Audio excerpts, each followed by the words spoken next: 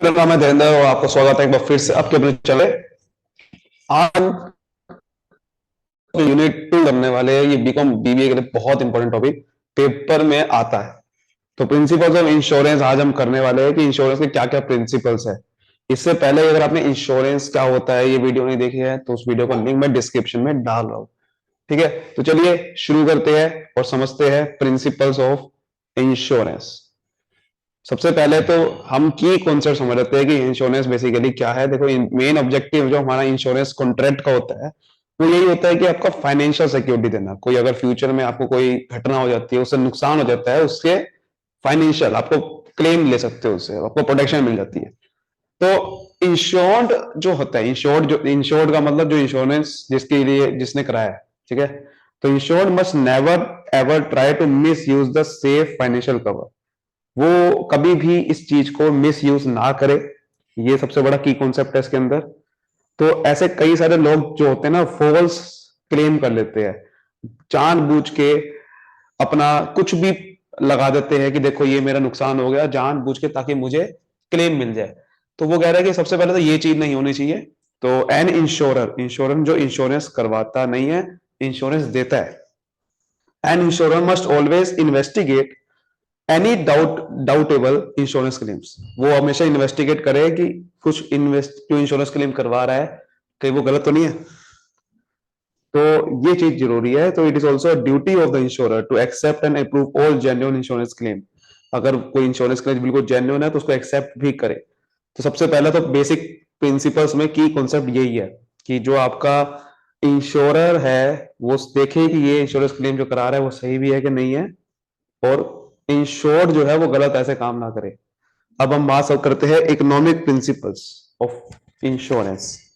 Economic principles क्या है पहले तो, यानी कि जो इंश्योरेंस हम कराते हैं वो कैसे आपका किन किन चीजों के आधार पर होना चाहिए। सबसे पहला है principles of cooperation.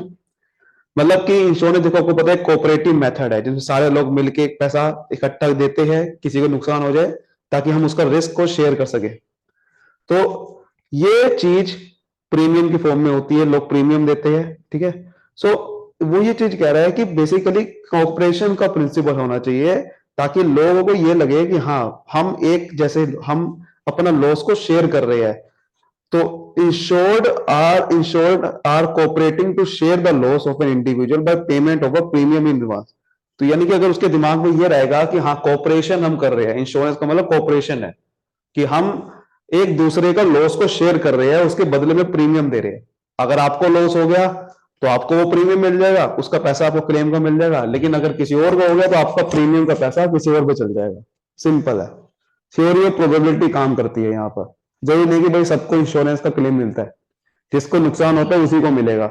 So probability कैसे निकाली जाती है? Probability of an occurrence of special event, यानी कि स्पेशल इवेंट की अकरेंस की कितनी प्रोबेबिलिटी है वो देखती है इंश्योरेंस कंपनी। ये देखती है कि कितना अकरेंस हो सकती है इवेंट की। उसके बाद probability of occurrence of all the events, सारे इवेंट्स करने की कितनी प्रोबेबिलिटी है। सपोज करते हैं कि भाई आपकी 100 लोग है, ठीक है।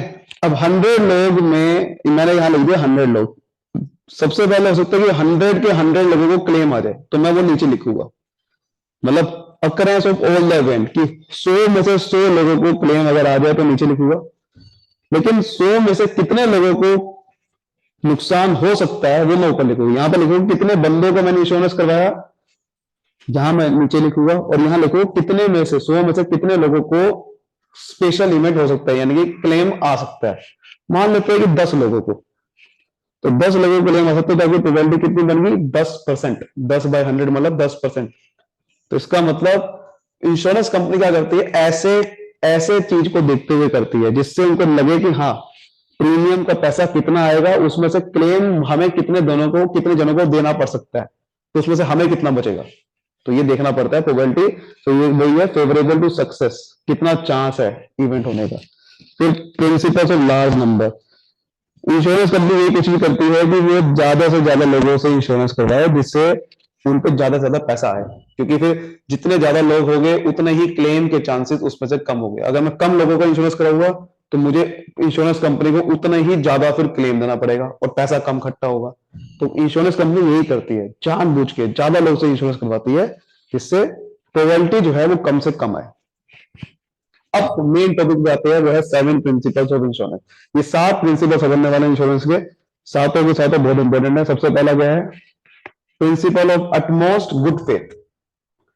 ये प्रिंसिपल देखो इस वर्ड से भी बना है, ये लैटिन फ्रेज में बोलते हैं अटमोस्ट गुड फेथ। क्या मतलब है इसका? मतलब यही है कि इंश्योरेंस कॉन्ट्रैक्ट जो है दोनों पार्टी के द्वारा साइन होना चाहिए इन एब्सोल्यूट गुड फेथ, मतलब पूरे विश्वास के साथ, पूरा विश्वास होना चाहिए दोनों पार्टी को, तब ये सही माना जाएगा। जैसे कि पर्सन जो है इंश्योरेंस करवा रहा है, वो अपने सारे के सारे डिस्क्लोज करे डॉक्यूमेंट्स को, बिल्कुल सही इंफॉर्मेशन दे कि देखो भाई ये मेरी प्रॉपर्टी है, मैं इंश्योरेंस करवाना चाहता हूँ, ये मेरी बाइक है, ये इस समय खरीदी थी, ये नुकसान हुआ है, ये चीज हुई है, इसकी वजह से इंश्योरेंस करवा रहा हूँ, ये नुकसान हो सकता है, इसकी वजह से इंश्योरेंस करा रहा हूँ। ऐसे ही इंश्योरेंस जो है वो भी अपनी लायबिलिटी को अपनी देखे और वो वॉइड कर ले। अगर कोई मान लेते हैं कि इंश्योरर जो है समझता है कि ये गलत है, तो वो इंश्योरेंस क्लेम ना दे, मतलब पूरे विश्वास के साथ चले, वही कह रहा है बस।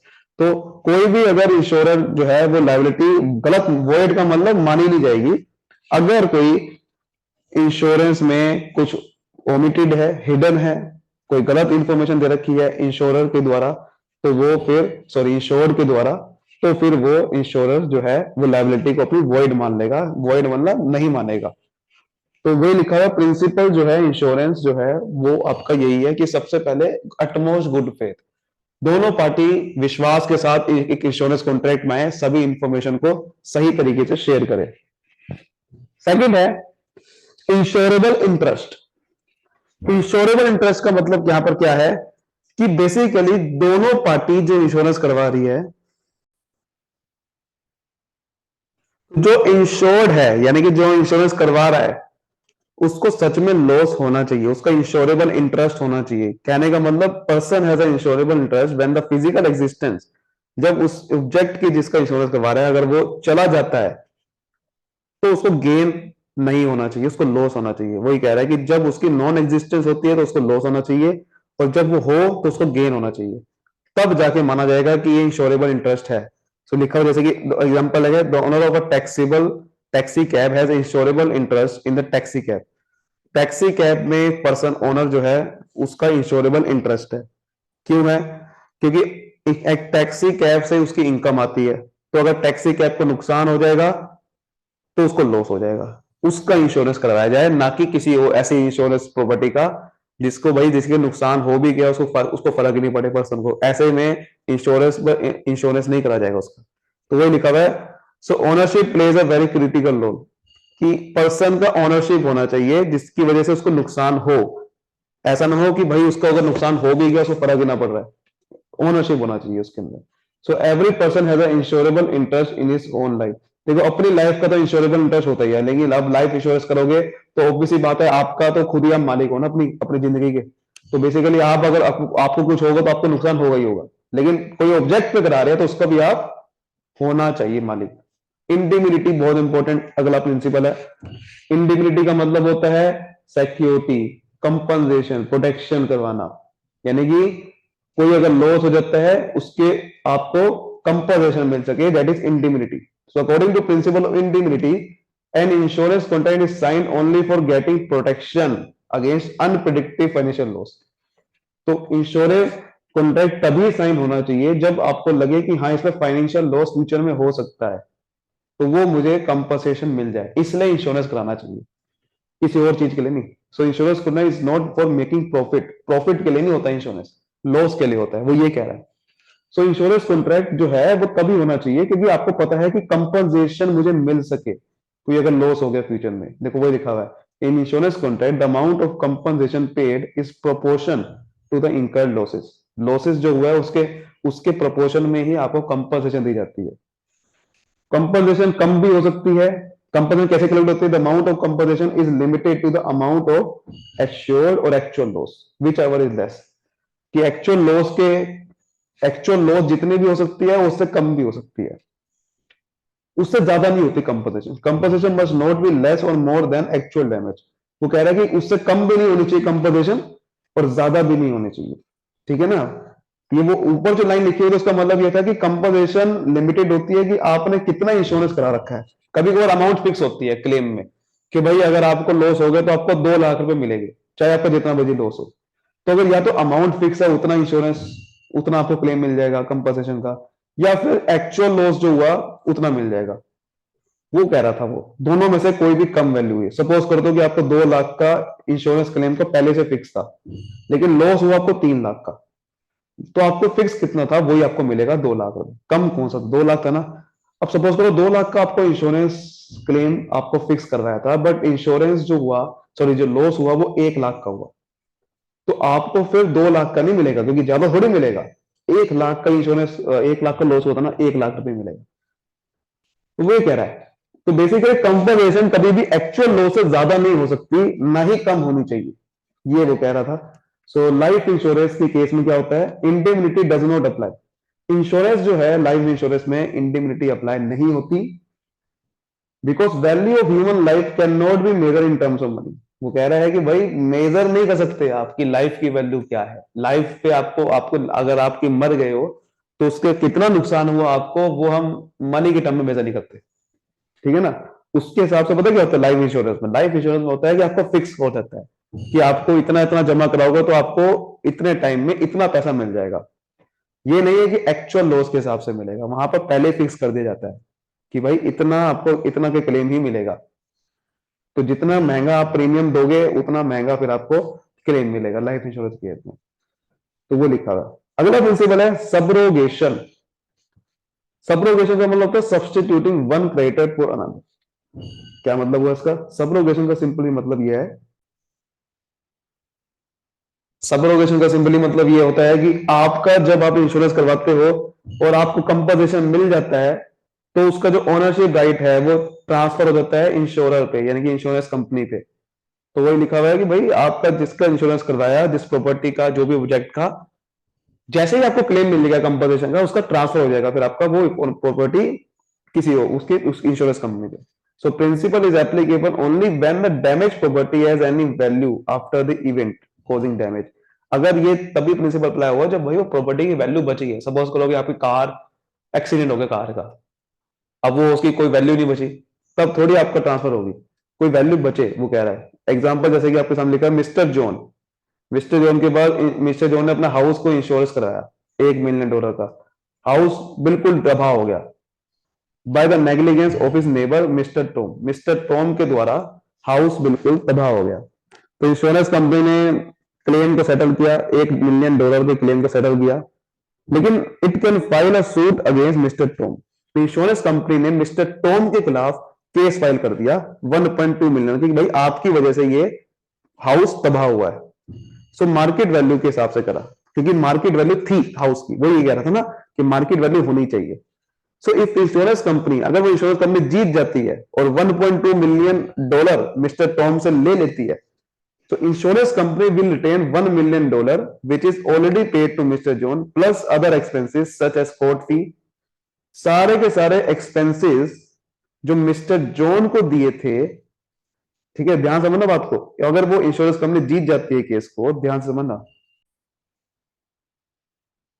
वही कह रहा है कि जो $1.2 मिलियन मिला, उसमें $1 मिलियन तो इंक्लूड है वो वाला जो कि मिस्टर जॉन को पे किया था, प्लस अदर एक्सपेंसेस जो भी कोर्ट फी हो सकती है, कोई भी बैलेंस अमाउंट जो कि मिस्टर जॉन को दिया था वो मिल जाएगा इंश्योरेंस कंपनी को। तो अगर कोई दूसरी पार्टी किसी इंश्योरेंस, जिसने कोई प्रॉपर्टी में इंश्योरेंस कराया, अगर उसने कोई प्रॉपर्टी को तबाह कर दिया, तो इंश्योरेंस कंपनी उस पर केस जीत के ओनरशिप राइट ले सकती है, जो कि सारे के सारे इंश्योर्ड को मिली हुए थे। ठीक है ना, डैमेज प्रॉपर्टी किसके पास है, इंश्योर्ड के पास। वो सारे राइट्स ट्रांसफर हो जाते हैं किसके पास, इंश्योरेंस कंपनी के पास, अगर उसकी कोई मार्केट वैल्यू हो तो। ये होता है सबरोगेशन। कंट्रीब्यूशन का प्रिंसिपल क्या कहता है, कंट्रीब्यूशन का प्रिंसिपल ये कहता है कि भाई सारे के सारे जो प्रिंसिपल है वो ये कहता है insured can claim the compensation only to the extent of actual value either from all insurer और फ्रॉम एनी वन इंश्योर। कभी कभार बहुत सारे ना इंश्योरेंस कंपनी होती है, वो एक साथ मिलके एक इंश्योरेंस को देती है, तो उसका ये प्रिंसिपल है कि अगर कोई बहुत सारी कंपनी एक इंश्योरेंस कॉन्ट्रैक्ट देती है एक बंदे को, तो वो कैसे कैसे उसको इंश्योरेंस कवर मिलेगा, उसके ऊपर प्रिंसिपल है कि अगर insured can claim the compensation, उस समय इंश्योर्ड जो है वो कंपनसेशन तभी ले सकता है एक्चुअल लॉस के जितना, या तो सभी इंश्योरेंस कंपनी ले सकता है या किसी एक इंश्योरर से। और लिखा था कि if one insurer pays full compensation then the insurer can claim proportionate claim from another insurer. इसको समझने के लिए एग्जाम्पल समझो, देखो एग्जाम्पल लिखा हुआ है। मिस्टर जॉन सपोज करो उसने अपनी प्रॉपर्टी का इंश्योरेंस करवाया 1 लाख रुपए की, दो इंश्योरर के साथ मिलके, एआईजी लिमिटेड के साथ 90,000 का करवाया और मेट लाइफ लिमिटेड 60,000 रुपए करवाया। यानी कि दो इंश्योरेंस कंपनी ने एक प्रॉपर्टी को इंश्योरेंस दे दिया, एक ने 90,000 का दिया, एक ने 60,000 का दिया, और जो एक्चुअल प्रॉपर्टी डिस्ट्रॉय हुई वो 60,000 रुपए की हुई। तो मिस्टर जॉन को जो क्लेम मिलेगा वो पूरे 60,000 का मिलेगा, या तो एक एआईजी लिमिटेड से मिलेगा या मेट लाइफ से मिलेगा, या वो कैसे कर सकता है, वो कर सकता है 36,000 रुपए एआईजी लिमिटेड से क्लेम मांग सकता है या 24,000 रुपए मेट लाइफ से, किसी से भी मांग सकता है। तो कह रहा है कि अगर देखो ऊपर लाइन क्या लिखी थी, अगर एक इंश्योरेंस कंपनी सारा कंपनसेशन पे कर देती है ना, तो दूसरी जो इंश्योरेंस कंपनी है वो उससे वो इंश्योरेंस क्लेम का कंपनसेशन प्रोपोर्शनेट ले लेगी।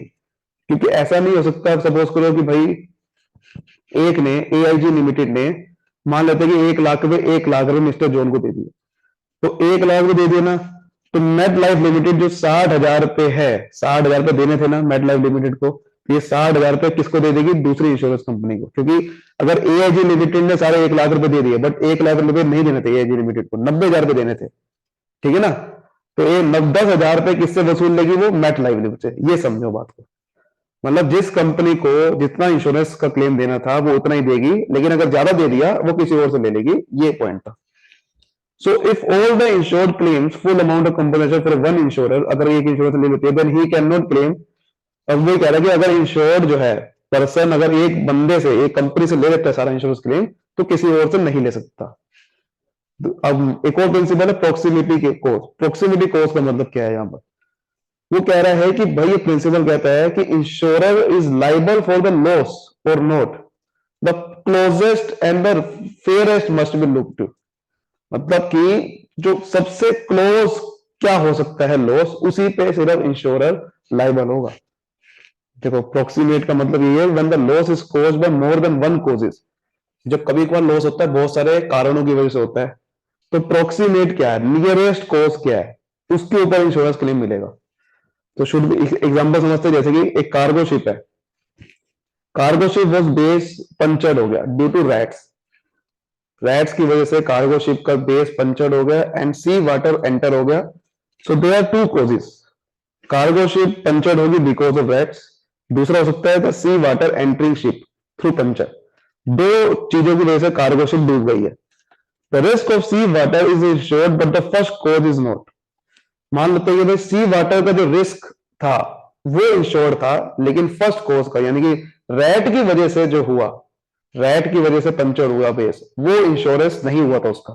तो नियरेस्ट कॉज क्या है, सी वाटर, उसका इंश्योरेंस का क्लेम मिलेगा, दूसरे का नहीं मिलेगा। वो ये कह रहा है। तो जिस चीज का इंश्योरेंस क्लेम है सिर्फ उसका ही मिलेगा। सबसे नजदीक कारण कौन सा था, कोई भी कारण होता है कभी कभार कि बहुत सारे कारणों की वजह से हुआ, लेकिन सबसे पक्का कारण, सबसे नजदीक कारण क्या है जिसकी वजह से लॉस हुआ, सिर्फ उसी का क्लेम मिलेगा। लेकिन लाइफ इंश्योरेंस केस में क्या होता है कि ये अप्लाई नहीं होता, क्योंकि वहां पर आपका डेथ का रीजन कुछ भी हो सकता है, whatever may be the reason, कोई भी हो, चाहे नेचुरल डेथ हो चाहे अननेचुरल डेथ हो, वहां पर आपको एक फिक्स अमाउंट ऑफ इंश्योरेंस मिलता है। जैसे मैंने बताया वहां पर इंडेमनिटी नहीं देखा जाता, लॉस की वैल्यू कैलकुलेटिव नहीं होती वहां पर, तो वहां पर प्रॉक्सिमिटी भी अप्लाई नहीं होगा, चाहे आप हजारों कारणों की वजह से मरे हो, लेकिन वहां पर ऐसा नहीं होगा, वहां पर तो फिक्स अमाउंट दिया जाता है। तो उसके बाद लॉस मिनिमाइजेशन एक और ऑब्जेक्टिव है, लॉस मिनिमाइज सॉरी प्रिंसिपल है। लॉस मिनिमाइजेशन क्या कहते हैं कि आपका इंश्योरेंस जिसने कराया है भाई वो ये कोशिश करे कि लॉस ना हो, ये नहीं कि जानबूझ के लॉस करवाए। ये भी एक बहुत इंपॉर्टेंट प्रिंसिपल। कभी कभार आप जानबूझ के लॉस करवाते हो, वो कह रहा है कि इंश्योर्ड पूरा ट्राई करे कि भाई इंश्योरेंस मैंने जिसका कराया है वो ना हो, फायर से बचे, आप अपने सारे इक्विपमेंट लगाओ, प्रॉपर्टी अगर आपने इंश्योरेंस कराया है तो भाई पूरा इक्विपमेंट लगाओ, लॉस ना हो, तब जाके वो माना जाएगा कि हाँ आपने सही तरीके से फिर स्टेप उठाए थे लॉस को बचाने के लिए। वरना अगर आप स्टेप नहीं उठाओगे तो वो इंश्योरेंस नहीं होगा फिर उसका। Insured must not neglect and behave irresponsibly, irresponsibly behave ना करे। फॉर एग्जांपल देखो, mister John house is set on fire due to electric short circuit, electric short circuit से उसका जल गया घर, तो mister John must try his level best to stop fire in all possible means. अब वो mister shop जो है पूरा डिपार्टमेंट अपना हाउस को बचाए, जैसे कि फायर डिपार्टमेंट के ऑफिस को फटाफट से कॉल करे उसी टाइम, नेबर को आस्क करे इमरजेंसी फायर के लिए एक्सटिंग्विशर लाए, वो आप अपनी तरफ से पूरी कोशिश करो, तब जाके इंश्योरेंस से क्लेम मांगो। ऐसा नहीं है कि सीधा मांग लिया तो वो आपको नहीं देगी क्लेम। सो आई होप ये सारे के सारे प्रिंसिपल आपको समझ में आए होंगे, बहुत ही प्यारे प्रिंसिपल है। सबसे पहले था अटमोस्ट घुसपैठ, कि भाई दोनों आपस में अपने डॉक्यूमेंट्स, अपनी जो जानकारी है उसको अच्छे से शेयर करें। इंश्योरेबल इंटरेस्ट होना चाहिए, यानी कि उसका मालिक होना चाहिए, उसके अंदर कुछ इंटरेस्ट होना चाहिए, लॉस होना चाहिए उसे। इंटिग्रिटी होनी चाहिए, मतलब कि इंश्योरेंस जो है वो लॉस का होना चाहिए, प्रॉफिट का नहीं। सब्रोगेशन, इंश्योरेंस जिसकी करवाया है जिस प्रॉपर्टी का, उसका ट्रांसफर हो जाना चाहिए rights after the loss, compensation claim मिलने के बाद। कंट्रीब्यूशन होना चाहिए, कभी कभार दो से ज्यादा इंश्योरेंस या दो इंश्योरेंस कंपनी करवा देती है, तो एक से ज्यादा कंपनी में कंट्रीब्यूट करे दूसरी कंपनी के लिए, और उतना ही पैसा दे जितना देना चाहिए। जैसे कि 90,000 का इंश्योरेंस करवाया तो 90,000 ही देगी, अगर ज्यादा दे दिया तो दूसरी कंपनी उसे कंट्रीब्यूट कर देगी। प्रॉक्सिमिटी कॉज से ही लॉस आपका देखा जाएगा कि एक कोई नुकसान हुआ तो उसमें सबसे नजदीक कारण कौन सा था, सिर्फ उसी का इंश्योरेंस आपको मिलेगा, क्लेम मिलेगा। लॉस मिनिमाइजेशन करे तभी जाके वो इंश्योरेंस का क्लेम ले सकती है। ये सारी चीजें आपको समझ में आए तो वीडियो को लाइक करें, सब्सक्राइब करें, फैला दीजिए। Thank you so much, all the best, मिलते हैं अगली वीडियो में, तब तक bye bye, thank you so much.